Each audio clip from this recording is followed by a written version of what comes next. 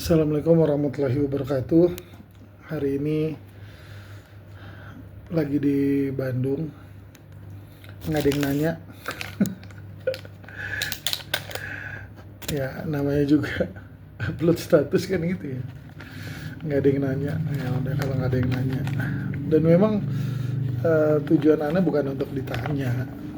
Tujuan Ana adalah mau memberitahukan, mau mengingatkan. Ini sambil makan ya. Bismillah, mengingatkan bahwa jalan-jalan itu penting ya, tetapi ingat, jalan-jalan itu adalah jalan-jalan itu harusnya ya jangan sampai lupa sama sholatnya gitu. Jadi jalan-jalan itu penting ya, tapi jangan lupa sholat. Dan menurut hemat Ana bahwa jalan-jalan itu jalan-jalan itu momen untuk kita menasehati anak dan istri. Gimana cara nasihatinya? Saksikan setelah yang satu ini.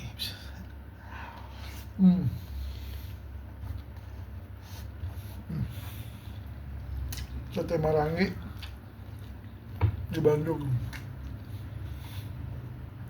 Rasanya benar-benar rasa sate Marangi. Jokes bapak-bapak. Nah,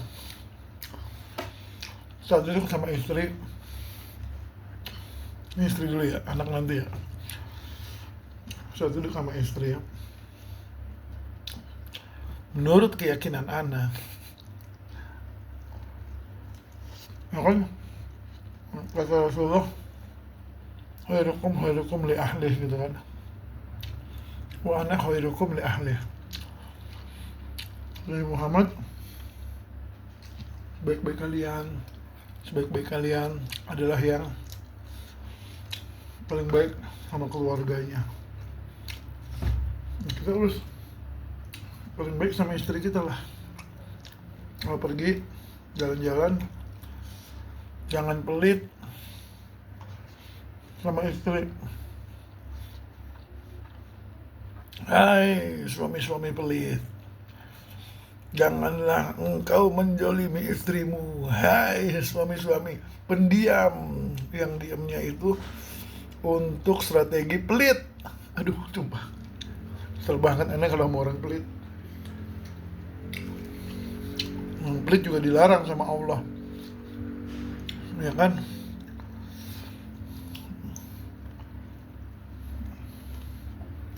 Lagi suami yang diem, pelit, keluar duit nggak mau, mikir nggak mau, anak-anaknya punya konsep nggak mau didukung, jadi hidupnya monoton gitu aja.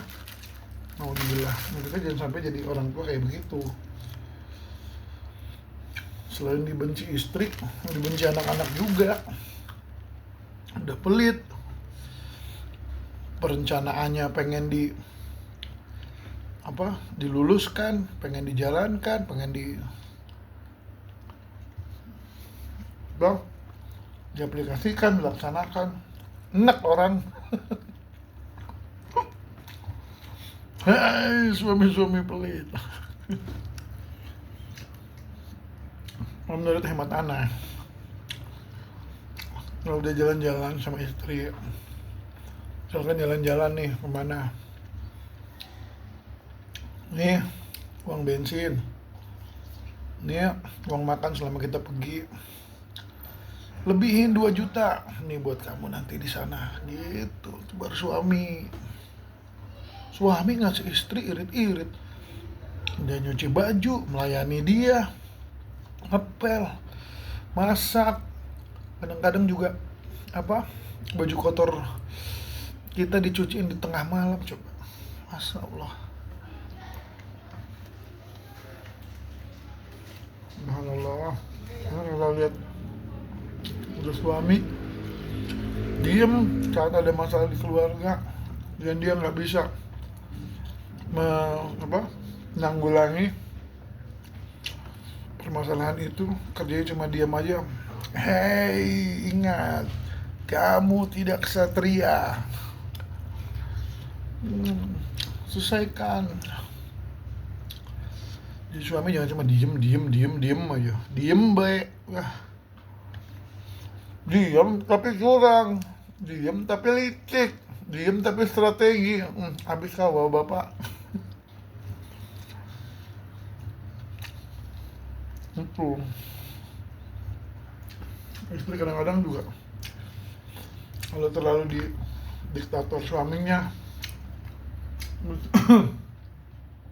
habis itu pelit, lama-lama juga bocor itu mulutnya di luar, entah di keluarganya, entah di temennya.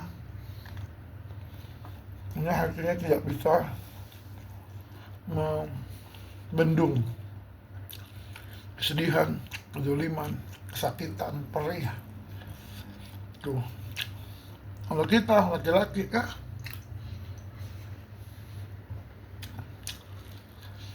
diomelin istri itu bukan dizolimi, namanya lagi ingetin bahwa kita suka semena-mena.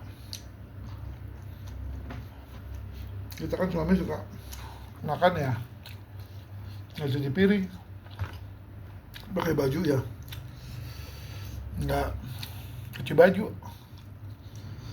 Atau kalau suami yang cuci sendiri ya, itu lebih keren juga. Maksudnya istri kan yang menjalani hidup ini,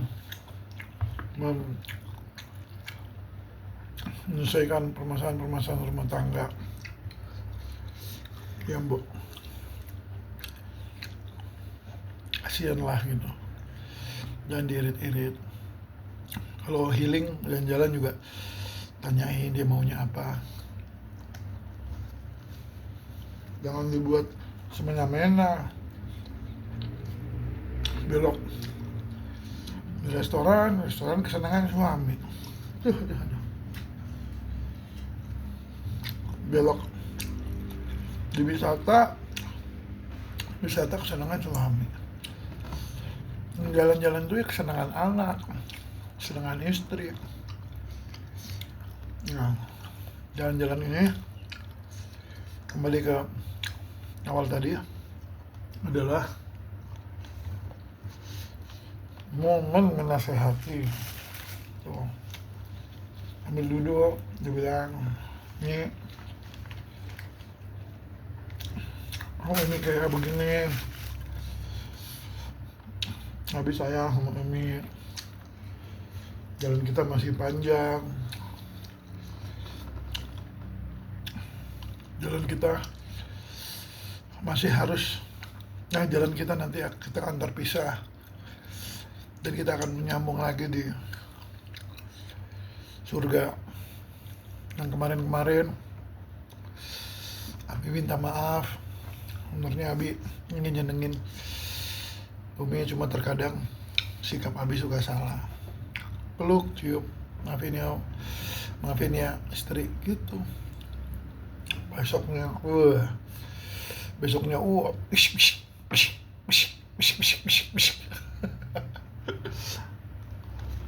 itu.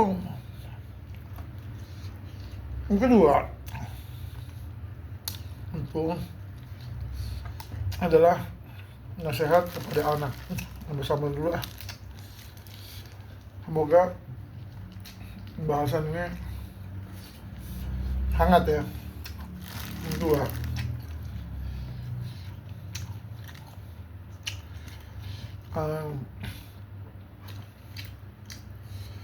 anak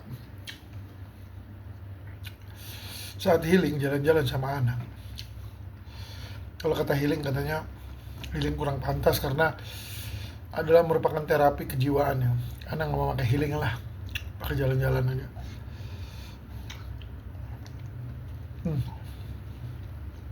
Jalan-jalan saat bersama anak ceritakan dan pertontonkan bahwa dimanapun orang tuanya tetap menjaga agamanya. Umpama di tol, ya kita sholat sambil bilang, nah, meskipun kita lagi nyopir, kita lagi di atas kendaraan, kita harus sholat. Kasih ilmunya. Kalau sempat ya kita kodok di atas 80 km perjalanan dianggap safar. Kasih tahu anak. Terus kasih tahu ancaman orang yang tidak sholat. Kasih tahu. Perlihatkan betapa marahnya Abi kalau kamu nggak sholat. Lebih baik Abi nggak usah punya anak daripada punya anak nggak sholat. Jangan salahkan Abi. Abi suatu hari nendang pintu, mencubit kakimu, memukul kakimu, mendiamkanmu sampai kamu tidak sholat. Karena kamu tidak sholat. Jangan salahkan Abi. Hei bapak-bapak yang suka mendiamkan anaknya yang nggak sholat, amar ma'ruf dong, perintahkan dong, jangan keras, dengan kekuatanmu, dengan kekuasaanmu di keluarga. Anak nggak sholat, diam baik. Pusing anak kalau ngeliat bapak diam, nggak ada. Nanti kata marah doang. Tungguin, suruh sholat, tungguin. Gelar sejadah sholat depan saya. Kalau yang laki, mau ke masjid. Jadi kalau masih tidur, tendang itu pintu yang kencang. Menurut siapa lagi kalau nggak mau nurut sama Abi? Mau Abi nyuruh kejelekan, Abi kan nyuruh kebaikan. Abi sholat lu tidur lagi. Kalau perlu Abi sholat subuh lu tidur sampai jam 11 dah. Tuh, nasihatin anak. Tapi senang-senang, maka disitu sambil tawarin makanan kesenangan, makanan yang enak-enak lah. Nah itu momennya. Jangan punya anak kalau salah baru ngomel, kalau salah baru ngomel. Ada pendidikan, ada tarbiyah tuh.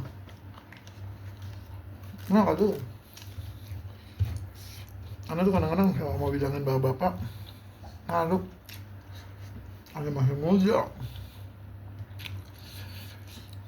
ilmu belum banyak. Cuma terkadang apa memang ngingetin kalau bukan anak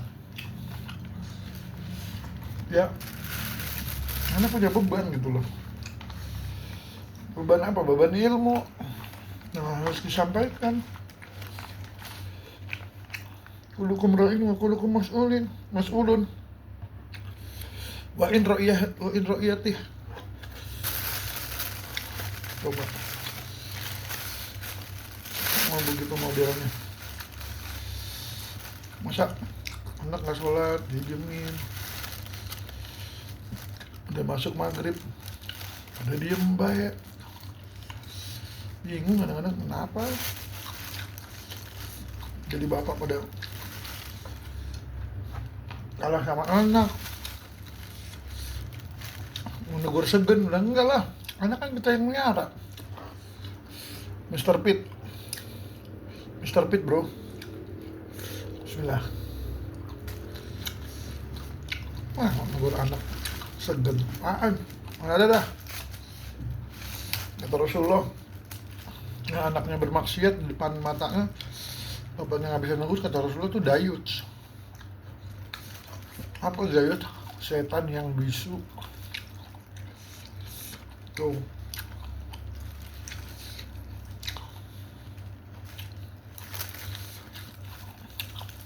Kira-kira sampai di sini harus dipahami ya. Urusan dunia, anak dikasih, istri dikasih, siapa masih bebas lah, kasih leluasa. Tapi urusan agama, jangan coba menawar. Ya, tidak ada posisi tawar dalam agama. Maksudnya yang wajib. Tuh. So, bapak-bapak, jangan mulai diam, mulailah bertindak. Karena kita sayang anak istri kita, dan kita akan bertemu lagi insya Allah ta'ala di surga. Doa sesudah makan menutup pertemuan kita malam hari ini. Bandung, 26 Mei 2026.